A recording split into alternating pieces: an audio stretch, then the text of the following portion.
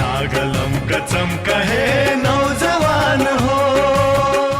धन्यवाद सर उद्घोषकजीलाई। साथै आज मासिक स्किम पिएताहरूलाई पुरस्कार वितरण एवं स्वास्थ्य सम्बन्धी सचेतना कार्यक्रम का अध्यक्ष महोदय हाम्रो बलराम सुवेदीज्यू,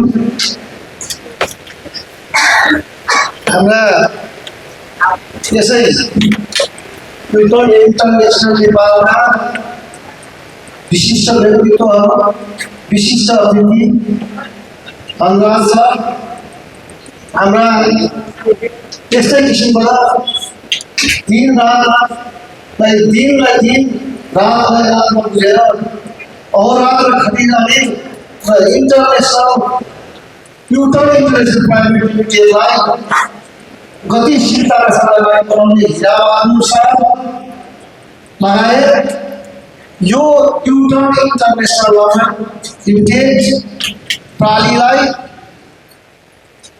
पत्याएर विश्वासका साथ, जागरूकताका साथ जुन आफ्नो अमूल्य समयलाई थाती राखेर, अमूल्य कामहरूलाई थाती राखेर पनि यस कार्यक्रममा पाल्नुभएका सम्पूर्ण सबैजनामा हार्दिक नमन, नमस्कार। आज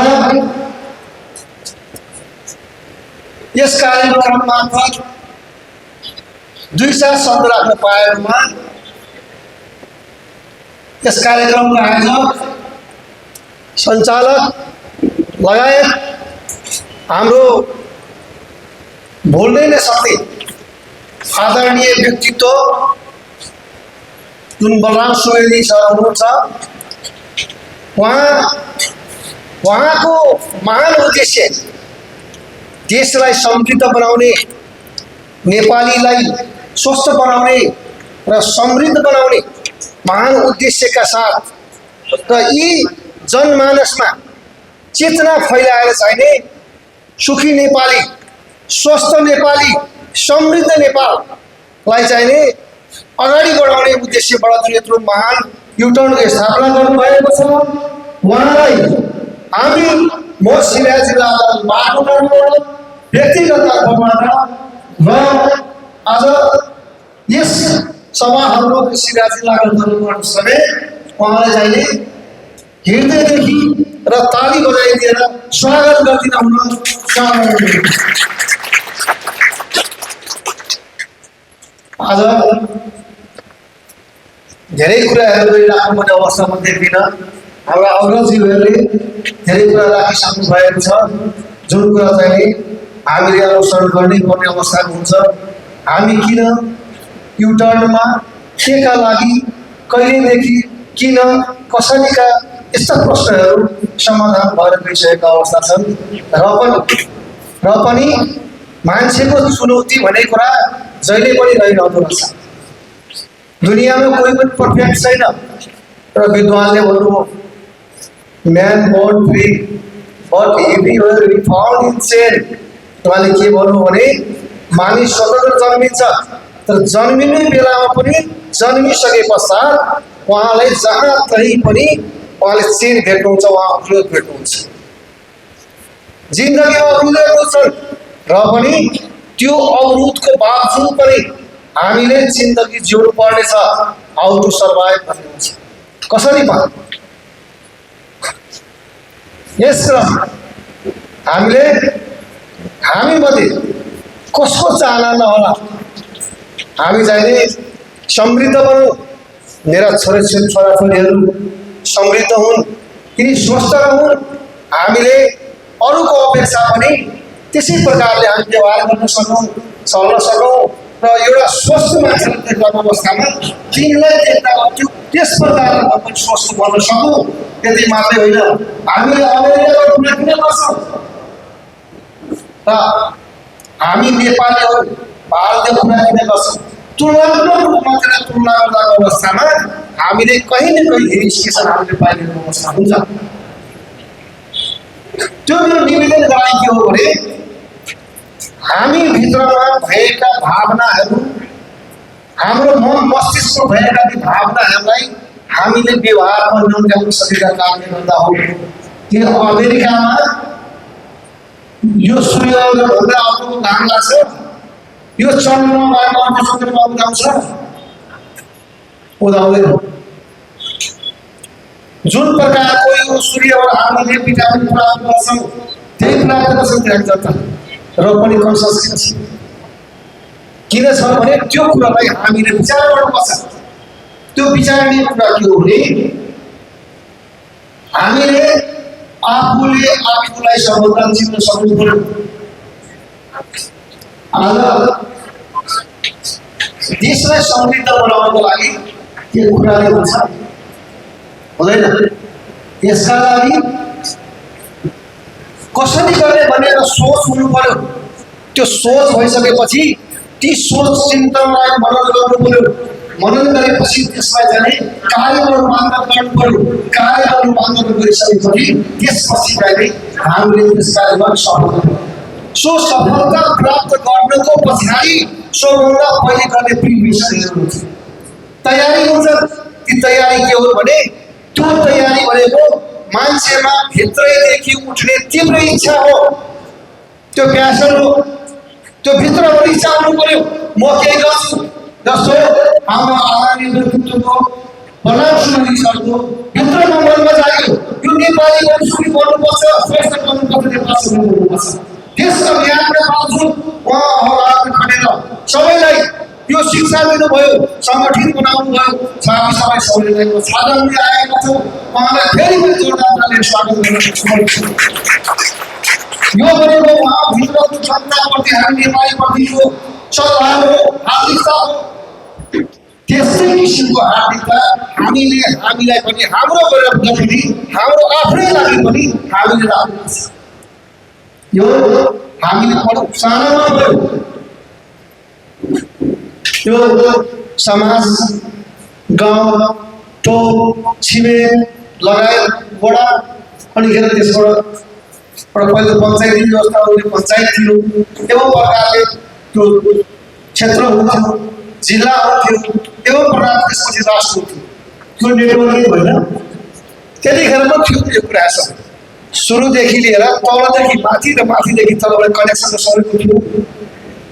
र त्यतिखेर पनि बनाउनको लागि किन त्यतिखेरको अवस्थामा पनि यो नेटवर्किङको कुरा पछि गर्नु त्यो एक ठाउँमा छ साथीहरु त्यस विषयलाई त पनि यो मैले प्यासनको कुरा गर्दै थिएँ। भित्रदेखि हुनु पर्यो। त्यो भित्र कहाँबाट आउँछ? त्यो भित्र कहाँबाट हामी भित्रै खोल्नुपर्छ। त्यो हामीहरू सबैभित्र आएको हुन्छ नठोसेर बोल्दैन, पाल्नुपर्छ। तपाईँभित्र ज्ञान छ, तपाईँभित्र क्षमता छ, तपाईँतिर उजागर गर्नुहोस्। होला तपाईलाई यो लागेको हुन सक्छ यो इन्टरनेसनल प्राइभेट लिमिटेड कम्पनी भन्ने कुरा हो कि बा कसो होला, युनिटीलाई म हुने हो कि भोलि के जस्तो हुने हो कि म को विचल्लिन पर्ने हो कि अनेक कुरा हुन सक्छ। त्यो तपाईँको स्वाभाविक चिन्ताको विषय र पनि तपाईँ जुन छाता पनि गठन भएको छ त्यो छाता भनेको एउटा नेपाल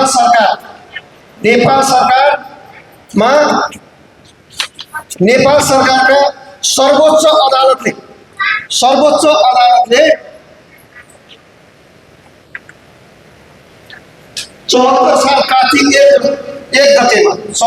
साल कार्तिक 1 गतेमा यो डाइरेक्ट सेलिङ गर्न पाउनुपर्छ भन्ने विषयमा चाहिँ मुद्दा पर्यो। त्यो दिन चाहिँ भएको फैसला हो। त्यो फैसला भएको शिवराज रेग्मी र सुशीला कार्कीको संयुक्त राष्ट्रमा भएको फैसला। त्यहाँबाट युटर्न इन्टरनेसनल नेपाल वा यस ठाउँमा नेपालमा पनि यस्ता किसिमका डाइरेक्ट सेलिङ गर्न पाउने कार्य चाहिँ वैधानिक हो भन्ने कुरा त्यहाँ वैधानिकता प्राप्त गरेको छ। संयोगले उहाँ 2000 शिवराज रेग्मी पनि सुशीला कार्कीको प्रधान न्यायाधीश रिटायर भएको अवस्था छ। उहाँलाई पनि यसै मञ्चबाट पनि धन्यवाद दिन चाहन्छु।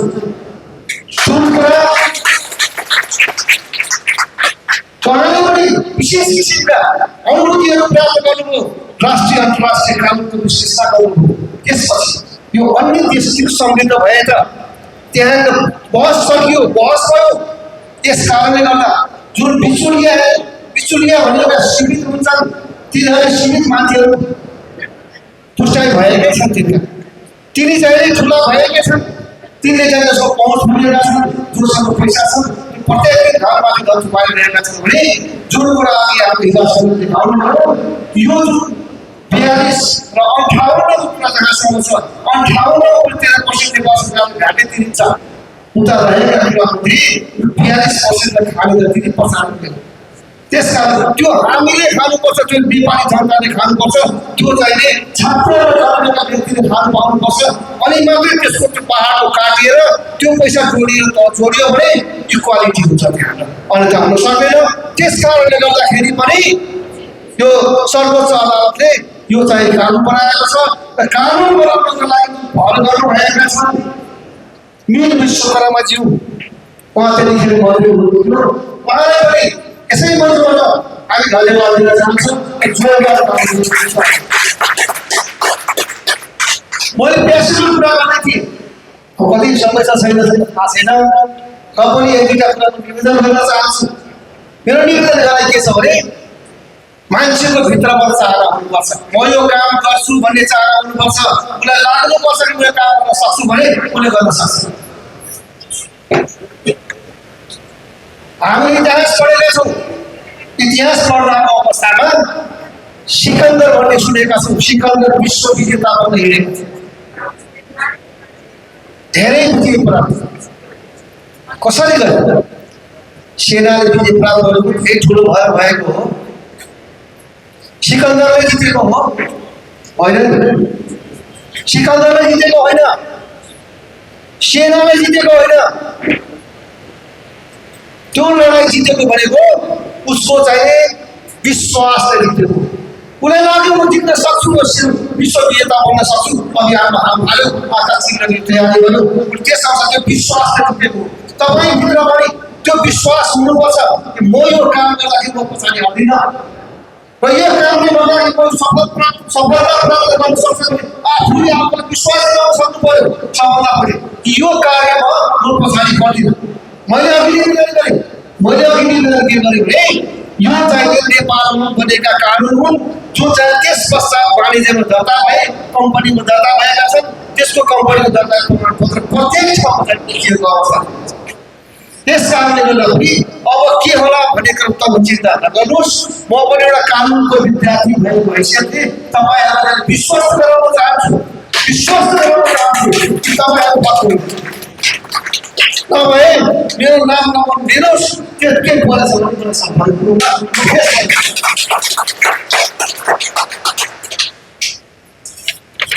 आज चाहनाहरू अनन्त छ, इच्छा अनन्त छ। पुष्टि गर्ने साधनहरू सीमित छ।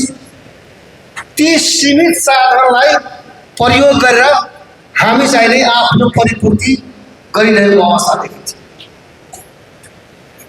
र कहिलेकाहीँ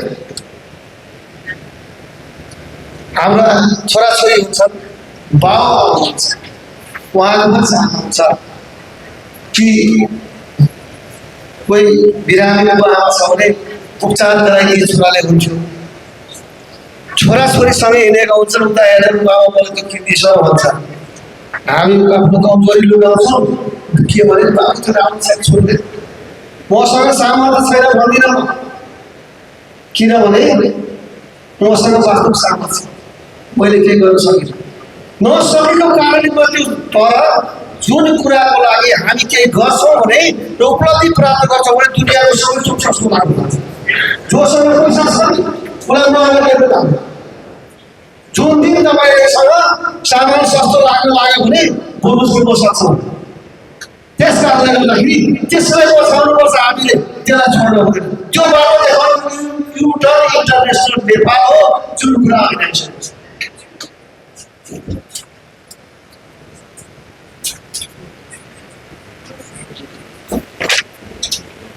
अब हामी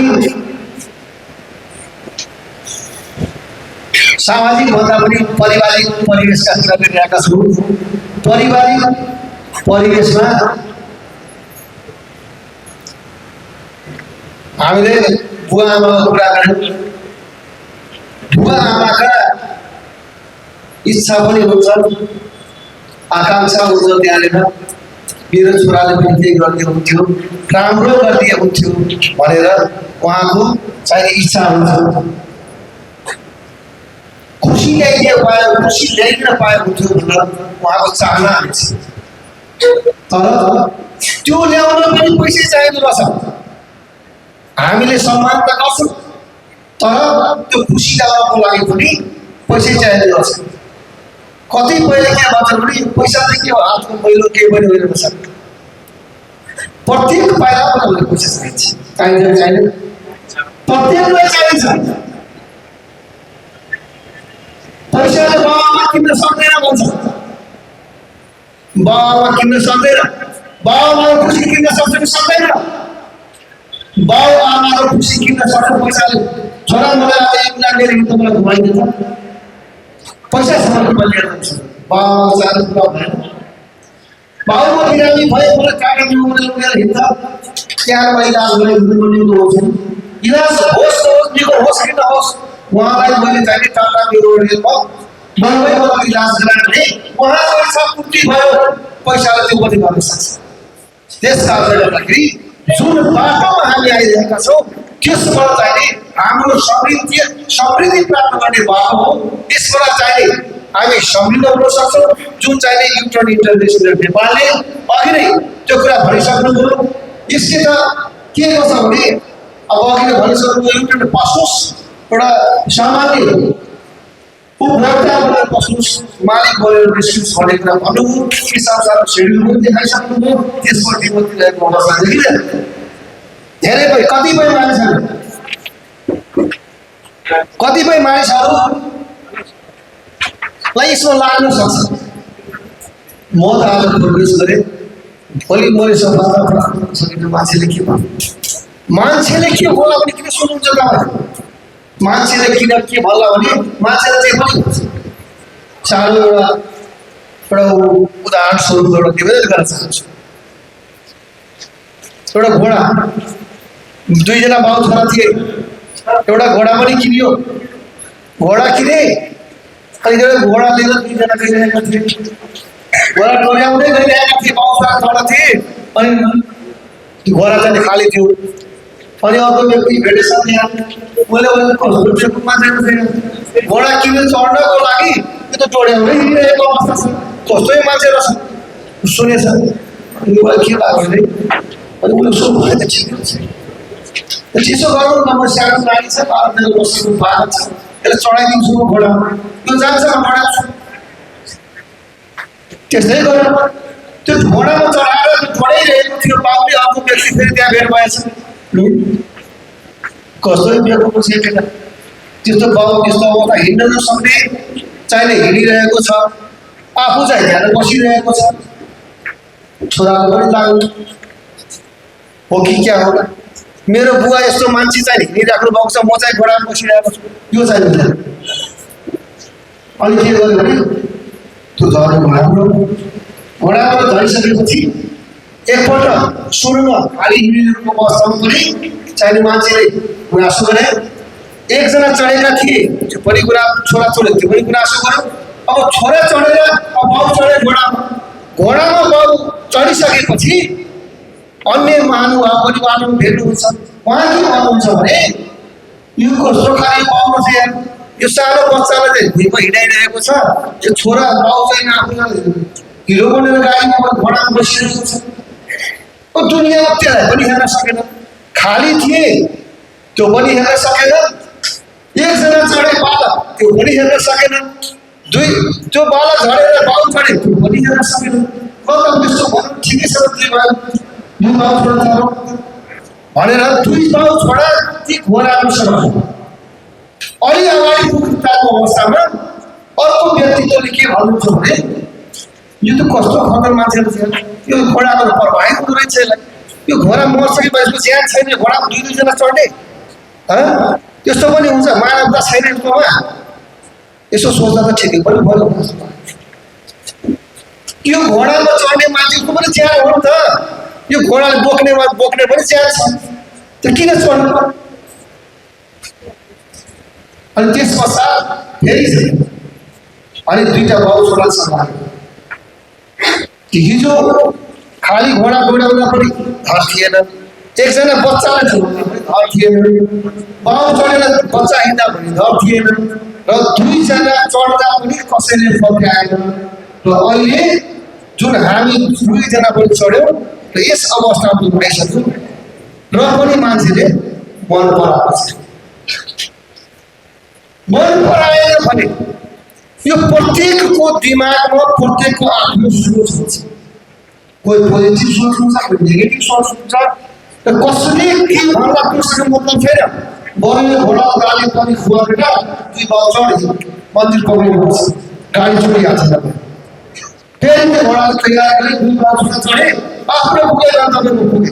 मान्छेले के भन्ला उहाँले पोलिस गाडीको साइडमा काम गर्नुहोस्, मैले गरेर हुन्छ भने तपाईँ विश्वास गर्नुहोस्, त्यसमा तपाईँ जिम्मेवारी। त्यस कारणले गर्दाखेरि त्यहाँनिर धेरै आदरणीय व्यक्तित्वहरू हुनुहुन्छ, उहाँका कुराहरू धेरै होलान्, भन्ने कुरा त धेरै छ। र पनि यी अन्तमा जुन यो नेपाललाई समृद्ध बनाउने नारामा चाहिँ दिनुभएका नारा, समृद्ध नेपाल नारा दिनुभएका केपुहरू र समृद्ध नेपाल बनाउनलाई लागि पर्नु भएका अभियन्ता, औरात खप्नु भएका अभियन्ता, नारामा सिमेट नरहेका अभियन्ता उहाँ बलराम सुवेदी सर लगायत उहाँका टिमलाई अन्तिममा हार्दिकतापूर्वक चाहिँ नमन गर्न चाहन्छु।